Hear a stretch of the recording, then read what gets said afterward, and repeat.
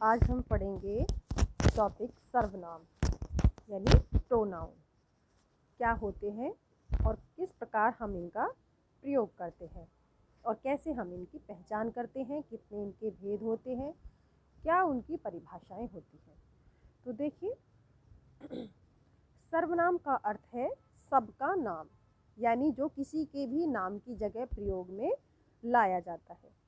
भाषा में यदि एक ही शब्द का हम बार बार प्रयोग करें तो उससे क्या होता है, हमारी भाषा की जो सुंदरता है वो नष्ट हो जाती है। तो उसी से बचने के लिए हम सर्वनाम शब्दों का प्रयोग करते हैं संज्ञा के स्थान पर। व्याकरण के में संज्ञा के स्थान पर प्रयोग किए जाने वाले शब्दों को ही हम कहते हैं सर्वनाम। अब स्त्री पुरुष, लड़का लड़की, छोटा बड़ा, सबके लिए आप, मैं, हम, तुम, तुम्हारा, यह, वह, उसका, उसे आदि का समान रूप से प्रयोग किया जाता है। यानी कि हम इन सर्वनाम शब्दों का प्रयोग किसी के लिए भी कर सकते हैं, चाहे वो स्त्री हो, पुरुष हो, लड़का हो, लड़की हो, छोटा हो या बड़ा हो। अब नीचे कुछ उदाहरण दिए गए हैं, पहले उन्हें समझिए, फिर हम जो है सर्वनाम जिनमें पहले अनुच्छेद में जो है सर्वनाम शब्दों का प्रयोग नहीं किया गया है, और दूसरा जो हम आपको फिर सर्वनाम शब्दों का प्रयोग करके बताएंगे। तो देखिए आपको कौन सा ज़्यादा सही लगता है। जिसे प्राची ने प्राची के पिता से शैक्षिक पर्यटन पर जाने की अनुमति मांगी। प्राची के पिता ने सोचा यदि प्राची शिक्षकों के साथ जाएगी तो प्राची बहुत सी नई बातें सीखेगी। प्राची के पिता ने प्राची को शैक्षिक पर्यटन पर जाने की अनुमति दे दी। अब आप नीचे देखिए, यानी ऊपर वाले जो अभी आपने पढ़ी पंक्तियां, ये वाला अनुच्छेद, इसमें हर जगह संज्ञा शब्दों का प्रयोग किया गया है। अब हम दूसरे वाले अनुच्छेद में देखेंगे कि बार बार संज्ञा शब्द का प्रयोग न करके संज्ञा शब्द की जगह सर्वनाम का प्रयोग किया गया है। तो देखिए उसी वाले अनुच्छेद को दोबारा से लिखा गया है सर्वनाम शब्दों का प्रयोग करके कि प्राची ने अपने पिता से शैक्षिक पर्यटन पर जाने की अनुमति मांगी। उसके पिता ने सोचा यदि प्राची शिक्षकों के साथ जाएगी तो यह बहुत सी नई बातें सीखेगी। उन्होंने इसे शैक्षिक पर्यटन पर जाने की अनुमति दे दी। अब आपने देखा कि आपको जो पहला अनुच्छेद आपने पढ़ा वो ज़्यादा सही लगा या जो अभी आपने दूसरा पढ़ा वो ज़्यादा सही लगा। तो सर्वनाम शब्दों के प्रयोग के कारण जो हमारा दूसरा वाला अनुच्छेद है उसकी भाषा हमें ज़्यादा प्रभावशाली और सुंदर लगी क्योंकि इसमें बार बार संज्ञा शब्दों का प्रयोग न करके उनकी जगह सर्वनाम का प्रयोग किया गया है। अब जिन संज्ञा शब्दों का प्रयोग संज्ञा के स्थान पर किया जाता है उन्हीं को हम कहते हैं सर्वनाम। तो देखिए चलिए देखते हैं कि सर्वनाम के भेद कितने होते हैं। तो सर्वनाम के भेद होते हैं हमारे 6। पुरुषवाचक सर्वनाम, निश्चयवाचक सर्वनाम, अनिश्चयवाचक सर्वनाम, प्रश्नवाचक सर्वनाम, निजवाचक सर्वनाम और संबंधवाचक सर्वनाम। तो नंबर 1 देखते हैं पुरुषवाचक सर्वनाम क्या है। तो जो सर्वनाम शब्द बात को कहने वाला या लिखने वाला, अपने लिए, यानी मैं यदि कोई बात कह रही हूँ या लिख के बता रही हूँ तो मैं अपने लिए, या बात को सुनने वाला यानी मैं जिससे अपनी बात कह रही हूँ वो उसके लिए, या जिसके बारे में बात की जा रही है या फिर मैं जिसके बारे में बात कर रही हूँ उसके लिए प्रयोग करता है, तो उन्हें हम कहते हैं पुरुषवाचक सर्वनाम। जैसे मैं, हम, तुम, आप, वह, वे आदि। ठीक है। अब देखिए पुरुषवाचक सर्वनाम के भी 3 भेद हैं। कौन कौन से? उत्तम पुरुषवाचक, मध्यम पुरुषवाचक और अन्य पुरुषवाचक।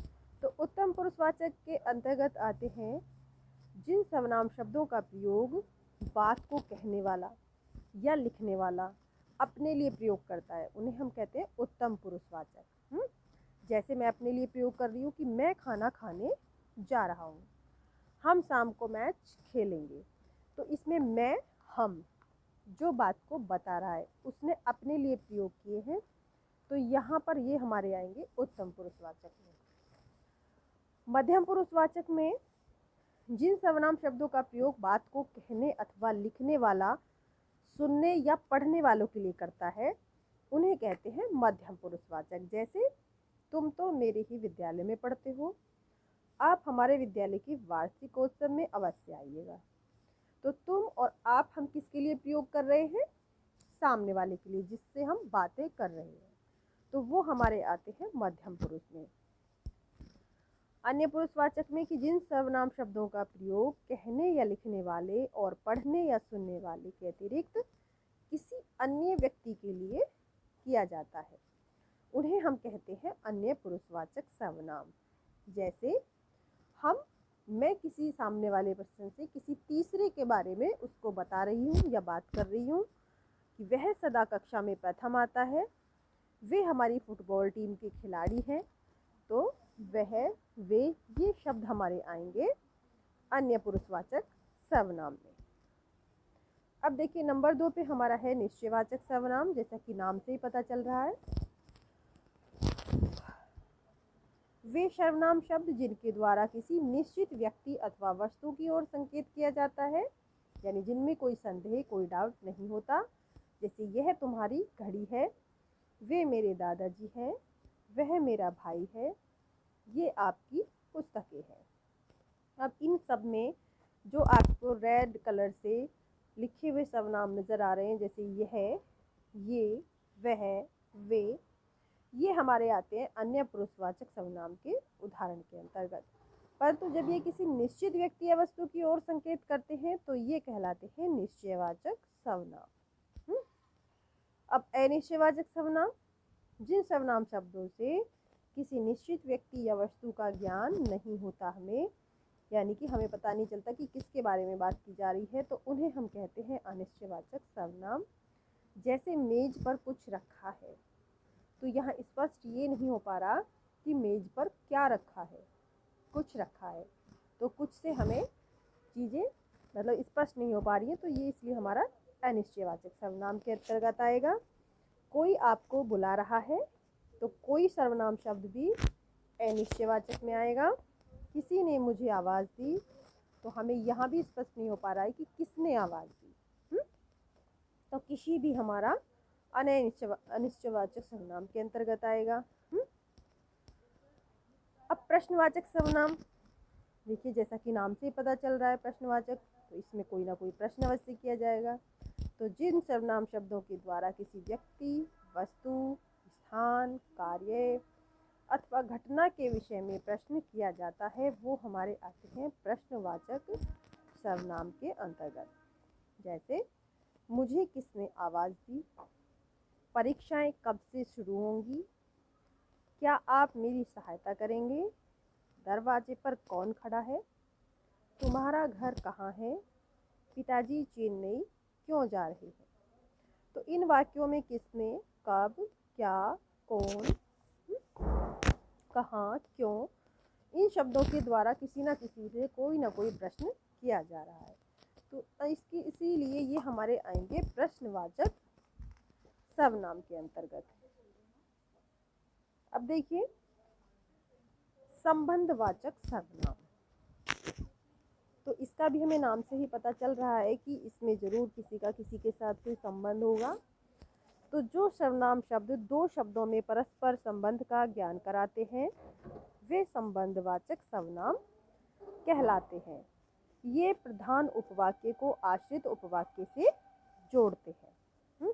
यानी प्रधान कौन सा है हमारा, मेन पहला, और आश्रित है जो दूसरे वाला है। तो जो पहला जो हमारा उपवाक्य होगा वो दूसरे से जुड़ा होगा, दोनों का आपस में संबंध होगा। जैसे जैसा करोगे वैसा भरोगे, तो इसमें दो उपवाक्य हैं कि जैसा करोगे, दूसरा है वैसा भरोगे। तो ये दोनों का एक दूसरे के साथ संबंध है, यानी हम पहले जैसा करेंगे उसके बाद हम वैसा भरेंगे। जहाँ चाह वहाँ राह, जो परिश्रम करेगा वह सफल होगा, जिसने गलती की उसे सज़ा मिलेगी, उतना ही खाओ जितना पचा सको, जिसकी लाठी उसकी भैंस। तो इन वाक्यों में जैसा, वैसा, यहाँ वहाँ, जो वह, जिसने जिसे उसे, उतना जितना, जिसकी उसकी शब्द को शब्दों अथवा दो उपवाक्यों का संबंध यहाँ बता रहे हैं। तो ये हमारे आएंगे संबंधवाचक सर्वनाम के अंतर्गत। लास्ट हमारा 6 है निजवाचक सर्वनाम। निज का अर्थ है अपना, यानी जो सर्वनाम शब्द वाक्य के कर्ता के साथ अपनत्व दिखाने के लिए प्रयोग किए जाते हैं। यानी कोई भी वाक्य, हर वाक्य में कोई ना कोई कर्ता होता है जो, तो वो कर्ता जो शब्द अपने लिए प्रयोग करता है अपनापन दिखाने के लिए, वही हमारे आते हैं निजवाचक सर्वनाम के अंतर्गत। जैसे हमें अपना कार्य अपने आप करना चाहिए, कृष्णा अपनी रोटी खुद सेक लेती है, दामिनी अपना खाना स्वयं बनाती है, मैं अपने आप घर चली जाऊंगी। तो इन वाक्यों में अपने आप, स्वयं, खुद शब्द वाक्य के कर्ता के साथ अपनापन बता रहे हैं। तो ये हमारे आएंगे निजवाचक सर्वनाम के अंतर्गत। तो बच्चों, ये थे हमारे सर्वनाम की परिभाषा, भेद और उनकी पहचान। तो ये आपको अच्छे से समझ में आ गए होंगे। धन्यवाद।